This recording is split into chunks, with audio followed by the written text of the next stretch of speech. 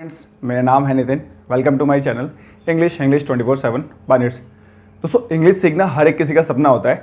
आप में से बहुत सारे लोग ऐसे होंगे जो इंग्लिश सीखना चाहते हैं, यानी कि इंग्लिश सीखना अभी जस्ट शुरू करना चाहते हैं, और बहुत सारे लोग ऐसे होंगे जो इंग्लिश ऑलरेडी सीख रहे हैं, बुक्स से, वीडियोज़ से या कोर्सेज से। बहुत सारे तरीके से आप इंग्लिश सीख रहे होंगे। दोस्तों, एक ऐसा डाउट है जो हमेशा हर किसी इंसान के मन में आता है, चाहे वो इंग्लिश सीखना चाहता हो या ऑलरेडी इंग्लिश सीख रहा हो। उन्हें ऐसा लगता है कि इंग्लिश सीखना बहुत मुश्किल है, इंग्लिश में बात करना बहुत मुश्किल है, इंग्लिश बोलना बहुत मुश्किल है। अब दोस्तों, सवाल ये आता है कि क्या सच में ऐसा है? क्या सच में इंग्लिश बोलना सीखना बहुत मुश्किल है? अगर दोस्तों आप जानना चाहते हैं कि इसका जवाब क्या है तो इस वीडियो को एंड तक जरूर देखिएगा। आज आपकी बहुत बड़ी प्रॉब्लम दोस्तों मैं सॉल्व करने वाला हूं और आपके मन से ये वहम, ये डाउट मैं दूर करने वाला हूं कि इंग्लिश सीखना बहुत मुश्किल है। दोस्तों, इसका आंसर ढूंढने के लिए हमें थोड़ा सा पास में जाना पड़ेगा। अगर दोस्तों हम अपने बचपन की बात करें, जब हम लर्निंग प्रोसेस शुरू करते हैं, दोस्तों बचपन में हमें कोई लैंग्वेज नहीं आती, ना हिंदी ना इंग्लिश। दोस्तों, धीरे धीरे हम लोग दोनों लैंग्वेज सीखना शुरू करते हैं। अगर आपने ध्यान दिया हो तो बेसिक हिंदी और बेसिक इंग्लिश आपने बचपन में सीखनी शुरू करी। बेसिक हिंदी में दोस्तों हमने क्या सीखा? आ से अनार, उसके बाद वर्ड सीखे, उसके बाद धीरे धीरे सेंटेंसेस बनाना शुरू किया और उसको यूज करना शुरू किया। और वही ट्रीटमेंट दोस्तों हमने इंग्लिश को भी दिया। इंग्लिश में हमने अल्फाबेट सीखे, यानी कि ABCD सीखी, उसके बाद वर्ड्स बनाने सीखे। दोस्तों, दिक्कत कहाँ पे हुई कि बचपन में जो भी आपने हिंदी सीखी उसको आपने तभी यूज करना शुरू कर दिया, यानी कि हिंदी में बात करना शुरू कर दिया, हिंदी को सुनना शुरू कर दिया, हिंदी को समझना शुरू कर दिया, हिंदी को लिखना शुरू कर दिया। इंग्लिश के साथ दोस्तों हमने ऐसा नहीं किया। इंग्लिश के साथ दोस्तों हमने क्या किया? इंग्लिश को सीखा और इंग्लिश को सीखने के बाद हमने उसको यूज कभी नहीं किया। बस दोस्तों वहां से हमारी प्रॉब्लम शुरू हुई। उसके बाद क्या हुआ? धीरे धीरे धीरे धीरे आपकी जो हिंदी है वो इंप्रूव होती चली गई और जो आपकी इंग्लिश है वो वही रह गई। अब बात करते हैं दोस्तों प्रेजेंट टाइम की। अगर आप प्रेजेंट टाइम की बात करें, आज अगर मैं आपसे पूछूं क्या आपको वो हिंदी की ग्रामर याद है, यानी कि हिंदी के व्याकरण, स्वर, व्यंजन और बहुत सारी हिंदी की सीखे जो आपने बचपन में सीखी थी। चलिए सब चीज छोड़िए, क्या आपको आ से अनार याद है जो आपने हिंदी में सीखा था? दोस्तों, आप में से बहुत सारे लोग होंगे जो कह रहे होंगे नहीं, आ से अनार तो हमें याद नहीं है। अब दोस्तों बात करते हैं इंग्लिश की प्रेजेंट टाइम की। आज आपको इंग्लिश में ग्रामर भी आती है, वर्ड मीनिंग भी आते हैं, सेंटेंसेस बनाने भी आते हैं, ABCD भी याद है, फिर भी आप इंग्लिश नहीं बोल पा रहे। अब दोस्तों दोनों को कंपेयर कीजिए। हिंदी का हम सब कुछ भूल चुके हैं, तब भी हम इतनी परफेक्ट हिंदी बोल पा रहे हैं, और इंग्लिश का हमें सब कुछ याद है। चाहे आप दोस्तों सीखना चाहते हो या आप ऑलरेडी इंग्लिश सीख रहे हो, बहुत सारी चीजें आपके माइंड में, तब भी आप दोस्तों इंग्लिश को नहीं बोल पा रहे हो। कारण दोस्तों है बस एक छोटा सा कि हमने क्या किया, हमने जो हिंदी को ट्रीटमेंट दिया वो ट्रीटमेंट हमने इंग्लिश को नहीं दिया। दोस्तों, हिंदी का कोई हमने स्पीकिंग कोर्स नहीं सीखा, हिंदी की ग्रामर के पीछे हम कभी नहीं भागे। दोस्तों, इसलिए हमारे मन में कभी ये डाउट नहीं आया कि हिंदी बोलना बहुत मुश्किल है। इंग्लिश के साथ दोस्तों हमने उल्टा किया। इंग्लिश के साथ हमने हर चीज को याद करने की कोशिश की, और आज देखिए क्या हो रहा है। आज आपको लग रहा है कि इंग्लिश बोलना सीखना बहुत मुश्किल है। दोस्तों, ऐसा नहीं है। बात करते हैं दोस्तों पहले उन लोगों की जो इंग्लिश को सीखना चाहते हैं। अगर दोस्तों आप इंग्लिश को सीखना चाहते हैं तो आपको बस करना क्या है? आपको वही ट्रीटमेंट दोस्तों इंग्लिश को देना है जो आपने हिंदी को दिया था। फॉर एग्जाम्पल दोस्तों, अगर मैंने मान लीजिए एक बाइक खरीदी, मैंने बाइक को चलाना भी सीख लिया, पर मैंने क्या किया? बाइक को बस लाके घर में खड़ा कर लिया, और मैं सिर्फ इस डर की वजह से बाइक को नहीं चला रहा हूं कहीं किसी के लग ना जाए, कहीं बाइक खराब ना हो जाए, है ना, कहीं स्क्रैचेस ना जाए। तो आपको लगता है दोस्तों उस बाइक को खरीदने का कुछ फायदा होगा? आंसर है नहीं। दोस्तों, वही ट्रीटमेंट है इंग्लिश के साथ में।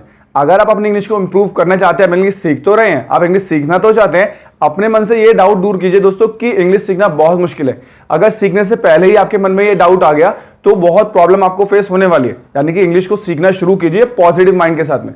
अब दोस्तों आप सोच रहे होंगे ऐसा होता क्यों है, हमें क्यों लगता है कि इंग्लिश सीखना बहुत मुश्किल है? दोस्तों, उसका रीजन है हमारे आसपास का एनवायरमेंट। हम अक्सर ये करते हैं दोस्तों, जब भी हम कोई चीज सीखना चाहते हैं तो हम काफी सारे लोगों से उसको डिस्कस करते हैं। अब दोस्तों हर एक इंसान आपको अपने एक्सपीरियंस के हिसाब से उसको बताने की कोशिश करता है जो उन्होंने खुद फेस किया होता है। अक्सर लोगों को आपने देखा होगा, नहीं यार इंग्लिश सीखना बहुत मुश्किल है, कैसे बात करेंगे, कैसे इंप्रूव करेंगे। तो दोस्तों धीरे धीरे ये मन में आपके वहम बैठ जाता है कि नहीं यार सब सही कह रहे हैं, इंग्लिश सीखना तो सच में बहुत मुश्किल है। और दोस्तों जो लोग सीख रहे हैं, जो लोग ऑलरेडी इंग्लिश को सीख रहे हैं, जो ऑलरेडी बहुत सारी चीजें इंग्लिश में सीख चुके हैं, उनके साथ भी यही होता है। वो जब भी इंग्लिश को बोलने की कोशिश करते हैं उन्हें हमेशा एक डर सताता है कि यार इंग्लिश गलत ना बोल दूं, कहीं मिस्टेक ना हो जाए। दोस्तों याद रखिए, इंग्लिश की ग्रामर आपको नहीं डरा रही। इसके ग्रामर आप आराम से सीख पा रहे हैं, सब कुछ आप आराम से सीख पा रहे हैं। आपको डर लग रहा है सिर्फ बोलने में, क्योंकि आपको हैबिट नहीं है। मैंने आपको एग्जांपल दिया, बचपन से आपने हिंदी को बोलना शुरू किया, इसलिए धीरे धीरे आपको हिंदी की हैबिट लग गई। इंग्लिश को आपने बोलना बचपन से शुरू नहीं किया, इसलिए आपको हिंदी की हैबिट नहीं लगी। और दोस्तों जिस चीज की हमें हैबिट लगती है उसी चीज को हम अच्छे से कर पाते हैं, क्योंकि हमारा डर खत्म हो चुका था। इसलिए दोस्तों मैं कहता हूं कि जो इंग्लिश भी अगर आप अपनी इंप्रूव करना चाहते हैं तो इंग्लिश को भी वही ट्रीटमेंट दीजिए जो आपने हिंदी को दिया। यानी कि इंग्लिश को भी डे बाय डे यूज करना शुरू कीजिए लाइफ में, चाहे आप इंग्लिश को सीखना चाहते हैं या ऑलरेडी इंग्लिश को सीख रहे हैं। फिर आप दोस्तों देखेंगे कि जो ये क्वेश्चन आपके माइंड में आता है कि क्या इंग्लिश को सीखना बहुत मुश्किल है, तो इसका आंसर आपको खुद से मिल जाएगा। नहीं, ऐसा नहीं है, क्योंकि दोस्तों इंग्लिश सीखना सच में बहुत ज्यादा आसान है अगर आप सही तरीके से उसकी प्रैक्टिस कर रहे हैं। क्योंकि दोस्तों इंग्लिश सीखने के लिए आपको ग्रामर की जरूरत नहीं है। देखिए, आपने हिंदी को अगर ध्यान दें, आज आपको हिंदी की कुछ भी ग्रामर याद नहीं है, फिर भी आप हिंदी परफेक्टली बोल पा रहे हैं। ऐसे दोस्तों इंग्लिश के साथ भी है। इंग्लिश को सीखिए दोस्तों।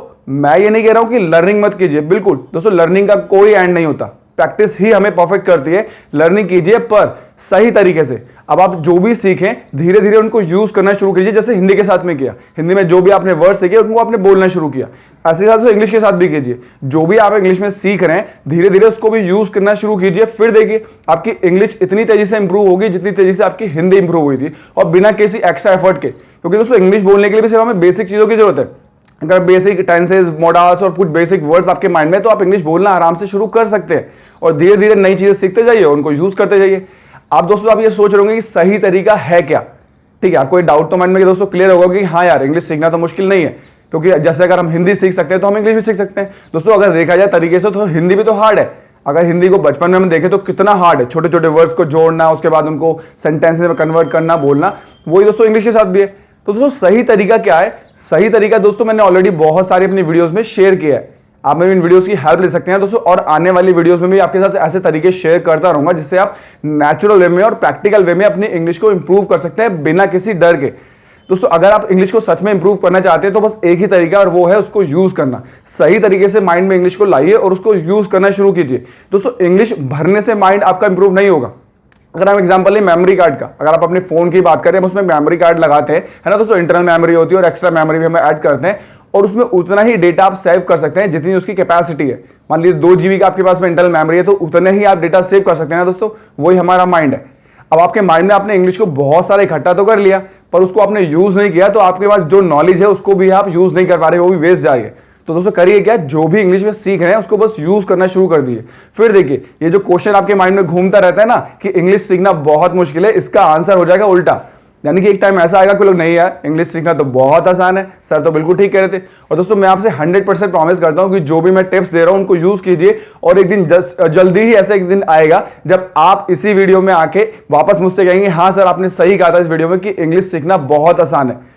दोस्तों अगर आपको आज की वीडियो अच्छी लगी, आपको लगा कि जो भी चीज मैंने आपके साथ इंग्लिश के बारे में शेयर की वो सच है और इंग्लिश सीखना सच में बहुत आसान है, तो इसको दोस्तों लाइक करना मत भूलिएगा, और हर एक उस इंसान के साथ इस वीडियो को शेयर जरूर कीजिएगा जो इस क्वेश्चन के साथ में प्रॉब्लम में फेस कर रहा है कि इंग्लिश सीखना बहुत मुश्किल है।